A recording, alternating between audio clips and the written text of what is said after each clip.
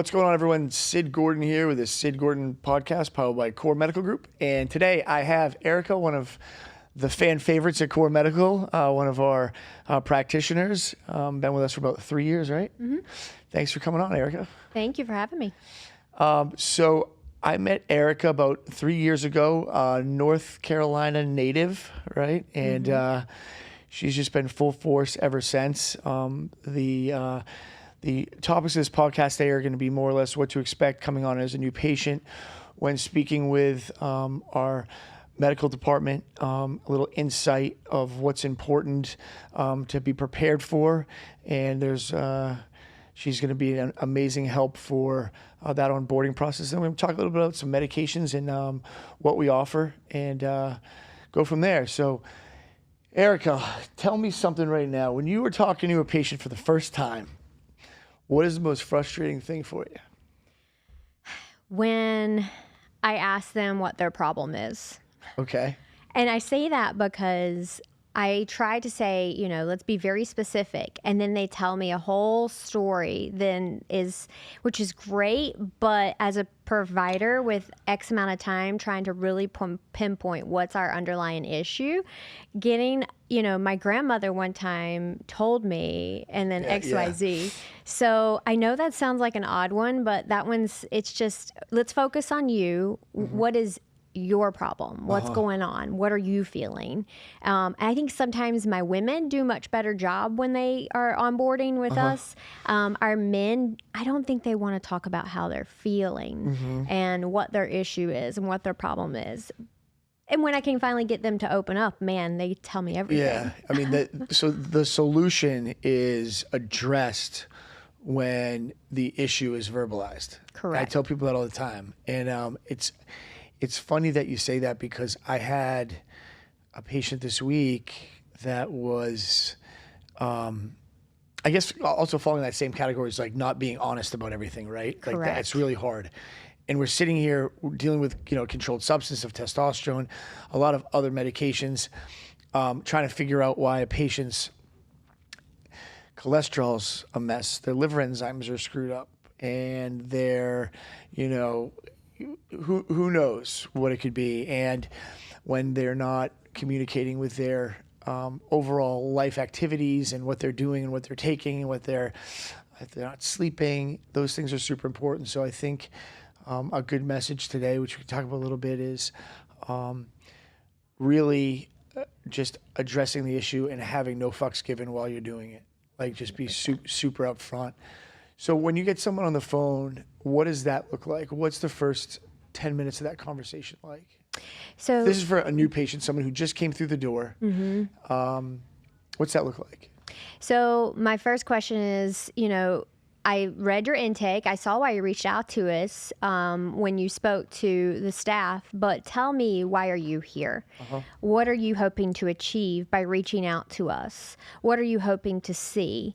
Are you just looking to get baseline labs, or are you reaching out to us because you have a problem that you haven't been able to talk to somebody about, or you feel like you're not being listened to?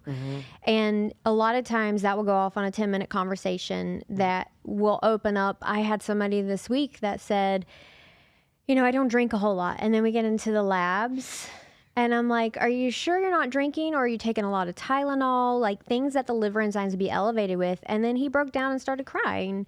And he's like, well, I have been hitting the alcohol, the tequila a little harder than I probably should be. I was like, okay, well, thank you for being honest. I said, that changes a lot of things. What can I do to help you? So it goes beyond just, testosterone and, checking their hormone levels. This is getting down to liver and kidneys and how they're functioning as a human being on their day-to-day basis. Yeah, it's a very interesting thing because I hear you guys on the phone quite a bit, and if we wanted to be selfish and just be really focused on the financial aspect of hormone replacement therapy and overall health, Betsy spends time, and I'm sure you do too, and talking about vitamins you don't even buy from us, foods to eat that you shouldn't be eating, like all that type of stuff. And that's, I think, a big recipe for our success. Like, there's a lot of patients. I get text messages and DMs all the time saying, "Oh my gosh, it's the first time I've been with a provider, someone who's 50 years old that was used to having care like that from their general practitioner when they were younger. It just doesn't work like that anymore." And, the fact that people are texting me and DMing me and telling me, "Wow, like, your practitioners, like, take the time to listen to me." I didn't even call to talk about half the stuff that they helped me with. And like, that makes me really proud that, that's not even something that I taught. It just kind of happened. And because I'm obviously not a practitioner, but the fact that we're going to take time with you is super important. Like, that we're going to continue to do that. It is hard. You were just telling me we know how busy we are. We're onboarding about 150 to 160 new patients a week with, 13 practitioners. Their schedules are full. We're getting everyone, we're giving them the time. Our 3 doctors now are even helping out a little bit, and it's a lot. So I think it's okay to be direct and let the audience know, the more direct you can be with us and just let us know what's going on, the easier it's going to be for us to find your solution. Mm-hmm. What are some of the top 5 questions that you're getting, going through blood work, or just when someone comes aboard? Like, we're leaning in a direction now through our onboarding department, because people call and they want to know what medication they're getting without their blood work, without talking to you. And that is really difficult. So we're leaning in a direction right now of just letting people know, hey, listen, we really can't tell you much until you get your blood work done. And there's the ability now to actually bypass a patient specialist and go right in and get your blood requisition form and, get right to your telemedicine visit, because the reality of it is like, you are the person that holds the crystal ball at the end of the day when you have the information. When you're having a man come aboard and you're explaining the testosterone to them and they're new to the program, what are some of the questions that an audience might have that haven't come aboard yet and haven't pulled the trigger at core? The most common questions I usually get, especially about testosterone, is what are the side effects?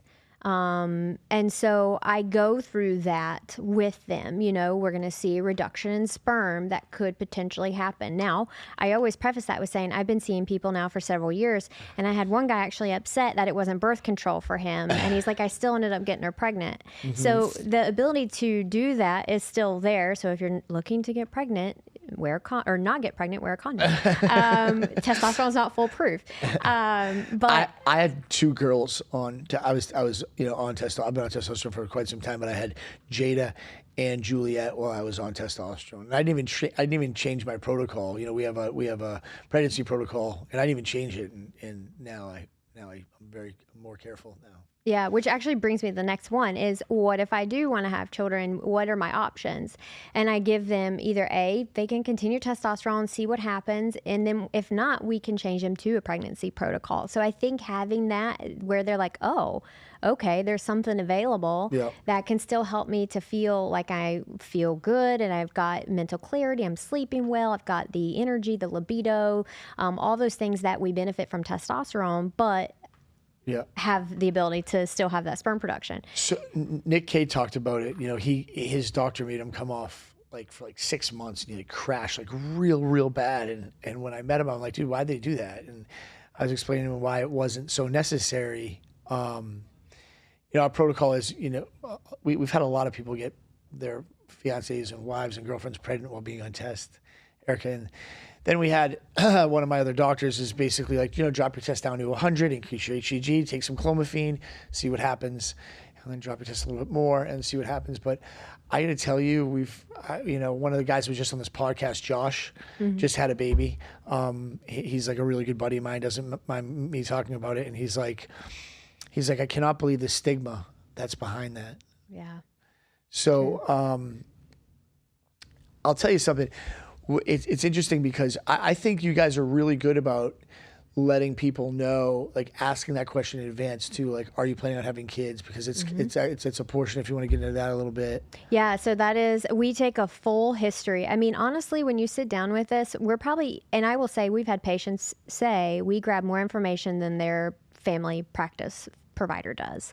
And so one of the questions we always ask is, are you planning to have children? And if so, what does your time frame look like? So we can kind of help guide you on that and also explain to you why we ask that question. At least I always try to, and I'm pretty sure all the other practitioners do. Yeah, it's I mean, if you're not on testosterone and you're planning on having a kid within the next like 6 months, we have other protocols that are available to maybe help you not feel as sluggish or as tired. But from my experience of being on testosterone, you don't want to go on testosterone and then feel the magic happen and then like have to change your protocol to have a kid. So if it's within a short period of time, you guys typically suggest just to take a stimulation protocol with HCG and clomiphene and stuff like that. And clomiphene or Clomid, depending on what we're looking at. If they've had a sperm analysis, I'll also ask that question to just kind of get a full idea of everything. So talk to me about the female patients, because we don't talk about that enough on here. Yeah. What are some of the more common things that you're seeing? So for me, I do a lot with, the active duty service members. That's really where my passion has been. And every year that goes by, I tell people this all the time, every year that goes by, that new person that I meet that's, around 30, 32 years old, if I have 30 of those guys this year that had a 500 test score, next year, if I have another 30 of those guys, they'll have a 400 test score. It seems like every year that goes by, we're seeing more and more suppressed testosterone in younger and younger people, and we can go into why that is, but I'm seeing that as a very common theme in male hormone replacement therapy. Are you seeing anything similar to that or different in female protocols? I think it's interesting. So my background, I started out as an OBGYN in Philadelphia. So that was my first job as a practitioner. And so I saw a lot of fertility in females. And with that, now with CORE, I think it's important to say, yes, you're not postmenopausal in your 30s and 40s, but you are technically starting perimenopause, which is very different than what most, I think, OBGYNs would say. They're like, oh, you're postmenopausal 1 year after not having your cycle, right? For me, I try to explain to the females, well, your testosterone's dropping as you age, and your estrogen and your progesterone, because now you're 45 and you're seeing a shift, you're feeling different. Well, guess what? You're starting perimenopause. And that's a big deal. Like, that's where you start to, you're having your cycles regularly, but why are you not feeling well? And I think we see a lot of those patients now. I see a ton of females that are coming to us now. We've increased our average patient. We used to be like at a 15% female patient. I think we're up like 30% now. Yeah. Because it's becoming more of a family goal. Like, there's a lot of husbands and wives now. Yes. And I think that it's important to at least get your blood work done together. You know what I mean? Because then you have this one person who's, if you've both been sluggish for a long period of time, you're both tired, not energetic, and then one of the partners decides that they're going to get on therapy and their life is going to change, because it does, and they're athletic and they're spending more time outside and they're finding new hobbies, and the other partner isn't doing that. We've seen a lot of interesting things happen from that aren't so positive. They kind of get driven in a different direction, because one is just, it's like a tattoo you get, I say, when you're 16, you don't want it anymore when you're 30. And testosterone is in all hormones that we offer really change your dynamic. I mean, they really do. They change your direction. Yeah, I think with women, I think they see their husbands, especially with our group of population, they see their husbands doing so well. A lot of our patients that are women coming on board, like, well, my husband's a patient of yours and he's doing amazing. It's changed his life. And she goes, I don't want to feel that way. I want to be like that again. And I think that's where they are like, okay, let's do this. What's going on? And they didn't get answers from their, practitioners, so they're coming to us. It's the same story. Oh, you're in range, or, for a female, I love our female patients. I'm grateful for them, but they're a lot more difficult to get dialed in than a male. A male is a little bit easier. You have your testosterone, you have your estrogen. Your free and total test. You have your estrogen, your sexual and binding globulin. You make sure that that's doing good, and then find that right dose of an estrogen blocker, and and let her have it. You know what I mean? Which is going to change. Dosing of testosterone is going to change, so on and so forth. But for a female, I don't even know, but I just know it's more difficult. So why don't you tell us? Yeah. So for the females, I mean, their testosterone plays a huge role. I'm going to just use myself for an example because I know my numbers. So I'm around in 40 and I've always been very, very high testosterone. I have high energy, So I think with most women I see, I'm in the 60s, they're coming to me in like the 10s. And I'm like, okay, well, that's very, very low. You may be having the same symptoms that men have with low testosterone, women can have. And then their progesterone's dropping off. That usually is next, followed by their estrogen, depending on where they're at in their, age groups. And it typically does follow the age because women have ovaries and they have eggs and all the dynamics play into it. That's what makes it so complicated. So, we're asking our women, when was your last cycle? How many of you had? It's very in depth. I think for both parties, men and women, I try to stress to them, hey, it is not as cookie cutter as you think. Some men need more tweaking than others. Some women, vice versa. So you have to give us 8 to 10 weeks to really try to figure it out, stabilize, and then we go from there what we need to do. But we're always available. I literally tell every patient I'm available 24/7 except when I'm sleeping, and I'll probably answer the email at 4:30 in the morning if you email me. Yeah, that's be careful with that. I know, right? They take it up. So the thing with the males that I've been seeing a lot more often is I've been seeing the word I've been hearing the word like stress level, anxiety, like all these like mental, more mentality reasons of why they feel like they're not doing as well. Before it was a lot more of like, hey, I have no idea why I feel this way. And, antidepressants that are being handed out like Tic Tacs across the United States. And, all these other drugs for, especially our vets to wake up and go to bed and for pain. Those play a major role in hormone balance. And I think stress does too. But what do you think about this? I wanted to ask you this question. So you have a person who's like really stressed out all the time, but he's not funneling his stress in any direction. So you have a guy that's like stuck behind his desk, really angry during the day. Maybe the stock market's not doing so good. Who knows what it is? And then he just goes home and sits on the sofa. Has that whole picture of overall health plays, I think, in such a big role in our natural production of testosterone, especially for a male. You think it's the same for females? Absolutely. I absolutely think it is the exact same. IGF too. IGF, a growth factor that we measure. If you're not lifting weights, if you're not exercising, that will go down. It goes down as you age anyways, but it will go down faster and more drastic if you're not doing something about it. Tell us why IGF is so important. So that's your muscle building protein. That's the best way and easiest way I explain it to people. It's a growth hormone that helps with muscle mass, helps combat atrophy as we age. Now, if you notice a young person, they have 20-year-old male, female, they have great muscle. And then as we age, it hits puberty. It hits its highest at puberty. It's like a growth hormone secretion. And so it then will go lower and lower as we age. Now, you look at an older person that's in their 70s and 80s who hasn't been maintaining any kind of weightlifting. And I'm a big weightlifter. I believe you should be doing it your whole life. And that person has no muscle and they just deteriorate and their back is rounding out on them. They can't bend down and touch, their toes to tie their shoes. And these are all, I call it dysfunction that occurs with aging when you're not maintaining your wellness early on. So also healing too, right? Correct. So healing, recovery, muscle. I used an analogy not too long ago is what happens when a 13-year-old boy slips on ice and breaks his hip?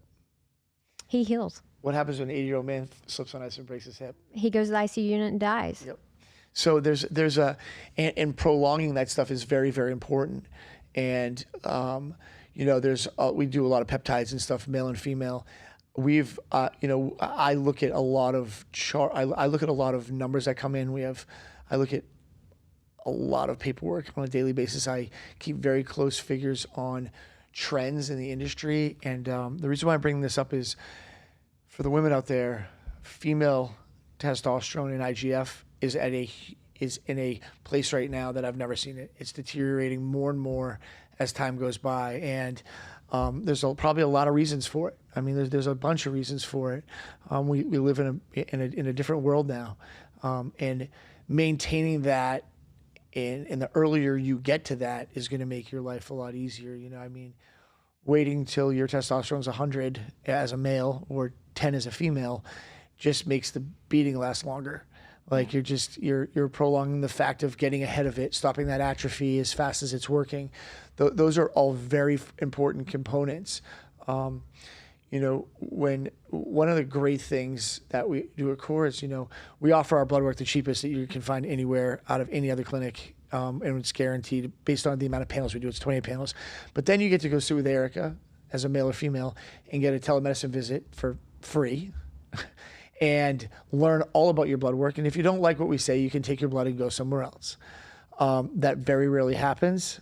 And you know, when it does, it's slightly shocking.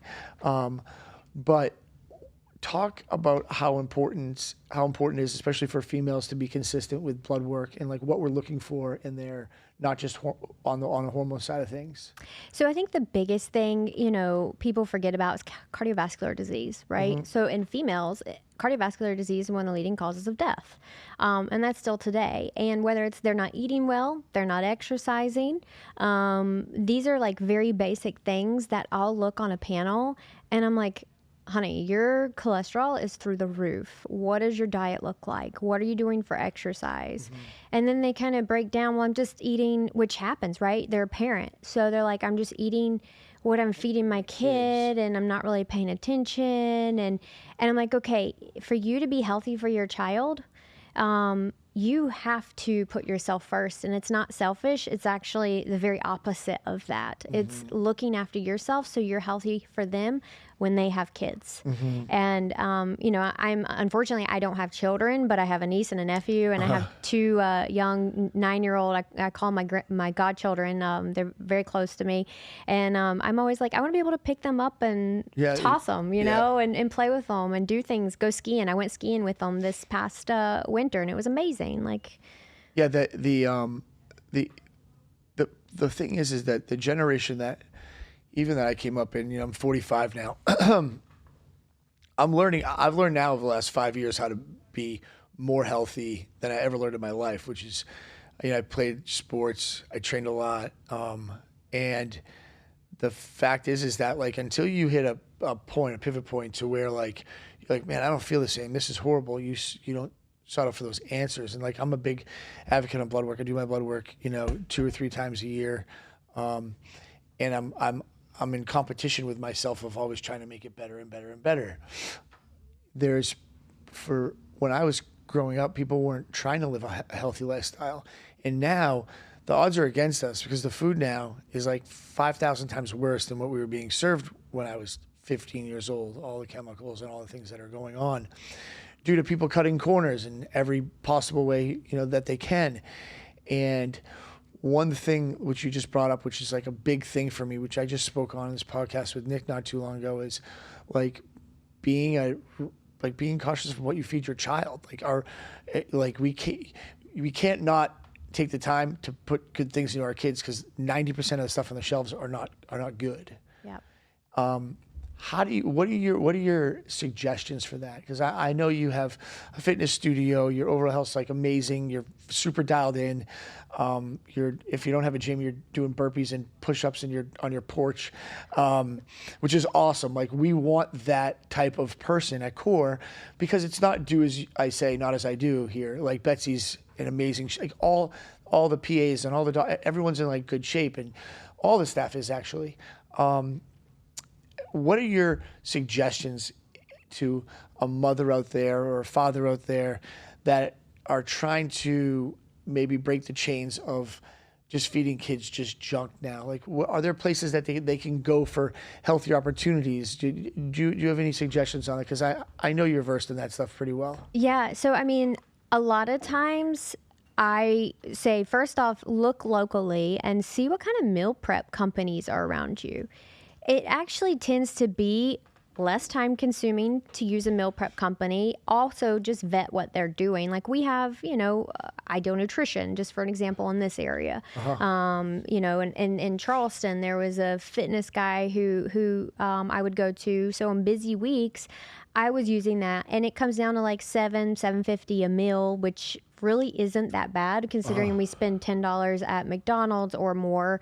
I don't know how much it is. I'll be honest, I haven't eaten fast food since November of 2005. So it's been a long time. I had a McDonald's breakfast last weekend when I was putting up tree stands. It's the only thing I could find. I ate that. Darren hates it. He's like, I'm going to go to Wendy's and get a burger. I'm like, no, you're not.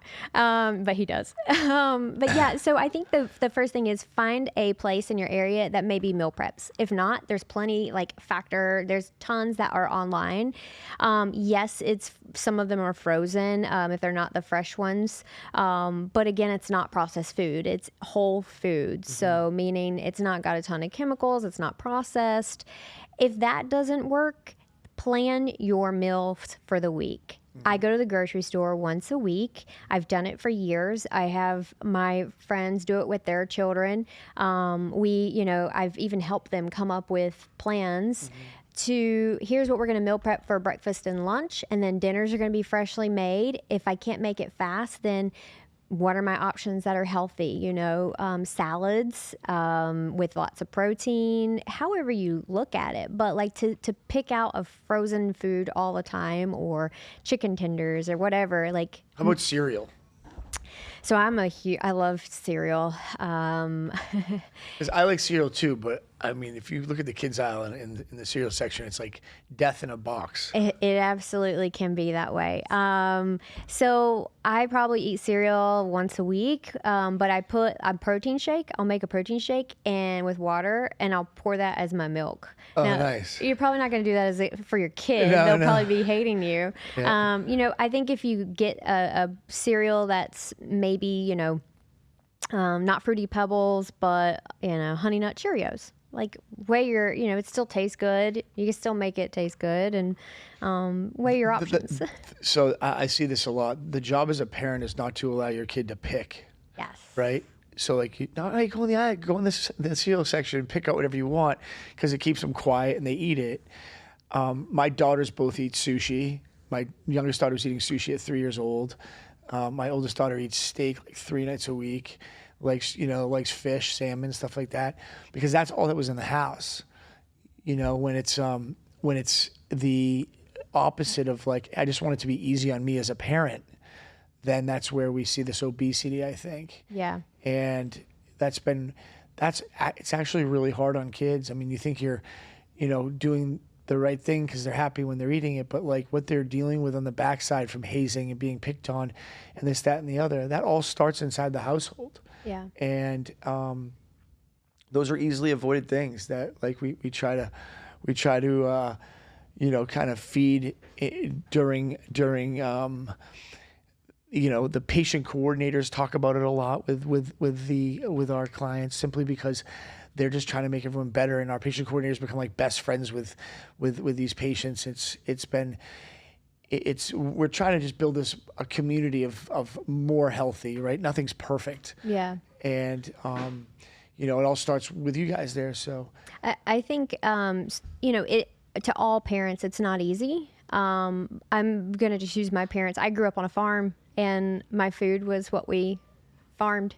My mother and father didn't have processed foods in the home. We had our own honey. We even me and no my allergies. No allergies. Not with that own honey. I know, that homemade honey. And, when I was older, I always made fun of how I grew up. But like when me and my parents and my brother would go to, the beach, on our way there, it'd be a little bit of a drive. And, we would take like the cream off the top of the milk and shake it in a jar. So we had our fresh butter by the time we got there.